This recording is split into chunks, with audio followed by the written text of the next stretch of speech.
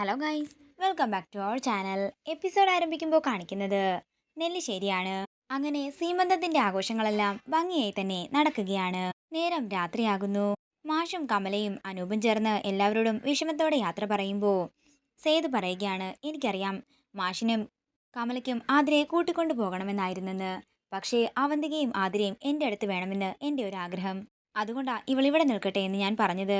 ഇത് കേൾക്കുന്ന മാഷ് പറയുകയാണ്, അവളുടെ ഇഷ്ടം അതാണെങ്കിൽ അങ്ങനെ തന്നെ ആകട്ടെ. ഇവിടെ ആകുമ്പോൾ സൗകര്യങ്ങളെല്ലാം ഉണ്ട്. എന്തെങ്കിലും അത്യാവശ്യം വന്നാൽ പോകാനും ആൾക്കാരുണ്ടല്ലോ. ഇത് കേൾക്കുന്ന നന്ദൻ പറയുകയാണ്, എന്നാലും അച്ഛാ, അവർക്കും ആഗ്രഹം കാണില്ലേ ആതിരയെ കൂടെ കൊണ്ടുപോയി നിർത്തണമെന്നൊക്കെ. എന്റെ നന്ദേട്ടാ, അതൊന്നും വേണ്ട. അച്ഛന്റെ ആഗ്രഹം തന്നെ നടക്കട്ടെ. ഇവള് ഇവിടെ തന്നെ നിന്ന് പ്രസവിച്ചാ മതി. ഇത് കേൾക്കുന്ന അർച്ചനയ്ക്ക് അന്ന് അവന്തിക പറഞ്ഞ കാര്യങ്ങളെല്ലാം ഓർമ്മ വരികയാണ്. രണ്ട് ഗർഭിണികളിൽ ഒരാൾ മാത്രമേ പ്രസവിക്കൂ എന്ന് അവന്തിക പറഞ്ഞ കാര്യം. എന്താ മാഷിനും കമലേട്ടത്തിക്കും എന്തെങ്കിലും എതിർപ്പുണ്ടോ എന്ന് അവന്തിക ചോദിക്കുമ്പോൾ മീര പറയുകയാണ്, ഒരെതിർപ്പുമില്ല, സന്തോഷം മാത്രമേ ഉള്ളൂ.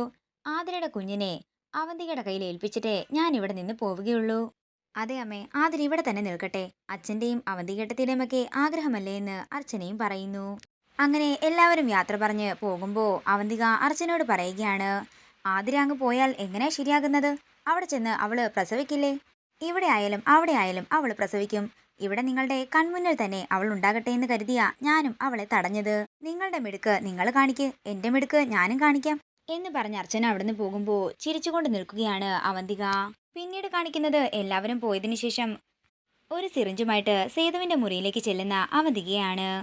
അതേസമയം മുറിയിൽ സ്നേഹയും ഉണ്ടായിരുന്നു. നീ എന്താ ഇവിടെ ഇരിക്കുന്നത്? അച്ഛൻ കുറച്ചുനേരം വിശ്രമിക്കട്ടെ, നീ പോയി കിടക്കാൻ നോക്കാൻ അവന്തിക പറയുമ്പോ അത് കുഴപ്പമില്ല, അവൾ അവിടെ ഇരുന്നോട്ടെ എന്ന് സേതു പറയുന്നു. അല്ല, അവന്തിക എന്താ വന്നത്? ഞാൻ അച്ഛന് ഇൻസുലിൻ എടുക്കാൻ വന്നതാണെന്ന് അവന്തിക പറയുമ്പോ സേതു പറയുകയാണ്, നീ എന്തിനാ മെനക്കിടുന്നത്? അതൊക്കെ അർച്ചന ചെയ്യുമായിരുന്നല്ലോ. ഇതിലെന്ത് മെനക്കേടാച്ച? ഞാനിതൊക്കെ നേരത്തെ ചെയ്തിരുന്നതല്ലേ. ഈ തലതെറിച്ച പെണ്ണിനെ മാറ്റാൻ ഒരു വഴിയുമില്ലല്ലോ എന്ന് അവന്തിക ആലോചിക്കുമ്പോ സേതു പറയുകയാണ്, ഇന്ന് ആതിരയുടെ സീമന്തം നടത്തിയതുപോലെ നിന്റെ സീമന്തവും നമുക്ക് ഗംഭീരമായി തന്നെ നടത്തണം മോളെ.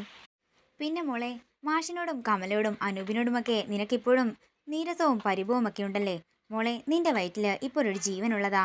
നീ അതൊക്കെ മറക്കണം. എപ്പോഴും നീ സന്തോഷമായിട്ട് വേണം ഇരിക്കാനെന്നൊക്കെ സേതു പറയുന്നു.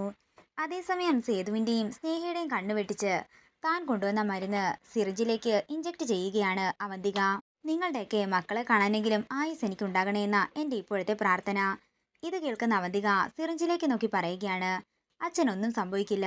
അച്ഛൻ എപ്പോഴും ഇങ്ങനെ തന്നെ ആരോഗ്യത്തോടെ ഉണ്ടാകും. അതേസമയം മീര സേതുവിന്റെ മുറിയിലേക്ക് വന്ന് സ്നേഹയെ വിളിച്ചുകൊണ്ട് പോകുന്നു. അതേസമയം തന്നെ അവന്തിക സേതുവിനെ ആ സിറിഞ്ചിലുള്ള മരുന്ന് ഇഞ്ചക്ട് ചെയ്യുകയാണ്. പിന്നീട് കാണിക്കുന്നത് അവന്തിക പറഞ്ഞത് പ്രകാരം അവന്തികയുടെ ഒരു ഗുണ്ട നെല്ലിശ്ശേരിയിലേക്ക് എത്തുന്നതാണ്. തുടർന്ന് അവന്തിക പുറത്തേക്ക് ഇറങ്ങിച്ചെന്ന് അയാളോട് പറയുകയാണ്, ഞാൻ പറഞ്ഞതെല്ലാം തനിക്ക് ഓർമ്മയുണ്ടല്ലോ. സ്റ്റെപ്പ് കയറി ചെല്ലുമ്പോൾ വലതുവശത്താണ് ആതിരയുടെ റൂം. അബോഷനായെന്ന് ഉറപ്പുവരുത്തിയിട്ട് വേണം നീ ഇറങ്ങിപ്പോകാൻ. അതൊക്കെ മനസ്സിലായി, പക്ഷേ ഇവിടെ മുഴുവൻ ക്യാമറയും ആളുകളുമൊക്കെ ആണല്ലോ.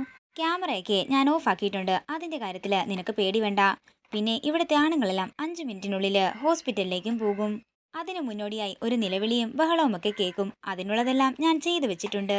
പിന്നെ ഈ വീട്ടില് ഞാനും കുറച്ച് സ്ത്രീകളും മാത്രമേ കാണൂ. ഞാനും എൻ്റെ അനിയത്തിയും എന്താണെങ്കിലും നിന്നെ തടയാനേ വരില്ല. വേറെ ആരെങ്കിലും വരികയാണെങ്കിൽ നീ എന്താന്ന് വെച്ചാൽ ചെയ്തു. നീ ആർക്കും പിടികൊടുക്കരുത്, അത്രമാത്രം. ഞാൻ അത്രയ്ക്കും റിസ്ക് എടുത്തിട്ടാണ് ഓരോ കാര്യങ്ങളും ചെയ്യുന്നത്. അവള് ചത്തുപോയാലും കുഴപ്പമില്ല, എന്താണെങ്കിലും അബോഷൻ നടന്നിരിക്കും. അതേസമയം വീടിന്റെ ഉള്ളിൽ നിന്നും അർച്ചനയുടെ അച്ഛ എന്നുള്ള നിലവിളി ഉയരുകയാണ്. ഇത് കേൾക്കുന്ന അവന്തിക ചിരിച്ചുകൊണ്ട് നിൽക്കുമ്പോൾ അവന്തികയുടെ ആള് വീടിന്റെ അകത്തേക്ക് കയറുകയാണ്. അങ്ങനെ നന്ദനും സച്ചിയും സന്ദീപും കൂടി സേതുവിനെയും കൊണ്ട് ഹോസ്പിറ്റലിലേക്ക് പോകുന്നു. എല്ലാവരും വിഷമത്തോടെ അകത്തേക്ക് പോകുമ്പോൾ അനഘ പറയുകയാണ്, അയാൾക്ക് എന്താ പറ്റിയതെന്ന് അറിയില്ലല്ലോ. തട്ടിപ്പോയാൽ മതിയായിരുന്നെന്ന് അനഘ പറയുമ്പോൾ തട്ടിപ്പോവുകയൊന്നുമില്ല. ഞാൻ കൊടുത്ത മരുന്നിന്റെ പവറാ. പെട്ടെന്ന് ആശുപത്രിയിൽ എത്തിക്കുകയാണെങ്കിൽ രക്ഷപ്പെടുമായിരിക്കും. ചേച്ചി എന്തിനാ അങ്ങനെയൊക്കെ ചെയ്തതെന്ന് അനഘ ചോദിക്കുമ്പോൾ പറഞ്ഞു തരുന്നതിനേക്കാൾ നല്ലത് കാണിച്ചു തരുന്നതല്ലേ എന്ന് അവന്തിക ചോദിക്കുന്നു. പിന്നീട് കാണിക്കുന്നത് ആതിര സ്റ്റെപ്പ് കയറി തന്റെ മുറിയിലേക്ക് പോകുന്നതാണ്. ആതിരയ്ക്ക് പിന്നാലെ തന്നെ അവന്തികയും അനഘയും ചെല്ലുന്നു. ആതിര വെള്ളം കുടിക്കാനായി എഴുന്നേൽക്കുമ്പോൾ പെട്ടെന്ന് അവന്തികയുടെ ഗുണ്ട കർട്ടന്റെ പുറകിലേക്ക് ഒരു കത്തിയുമായി മറഞ്ഞു നിൽക്കുകയാണ്. ഇത് ശ്രദ്ധിക്കുന്ന ആതിര പേടിയോടെ കർട്ടന്റെ പുറകിലേക്ക് നോക്കുമ്പോൾ അപ്പുറത്തെ മുറിയിൽ നിന്നും ആതിരയുടെ മുറിയിലേക്ക് നോക്കിക്കൊണ്ട് നിൽക്കുകയാണ് അവന്തികയും അനഘയും. ഇതോടുകൂടി ഇന്നത്തെ എപ്പിസോഡ് ഇവിടെ തീരുകയാണ്. വീഡിയോ ഇഷ്ടമായെങ്കിൽ മറക്കാതെ ലൈക്ക് ചെയ്യുക, ഷെയർ ചെയ്യുക, കമൻറ്റ് ചെയ്യുക. കൂടുതൽ സീരിയൽ അപ്ഡേറ്റ്സിനായി മറക്കാതെ സബ്സ്ക്രൈബ് ചെയ്യുക.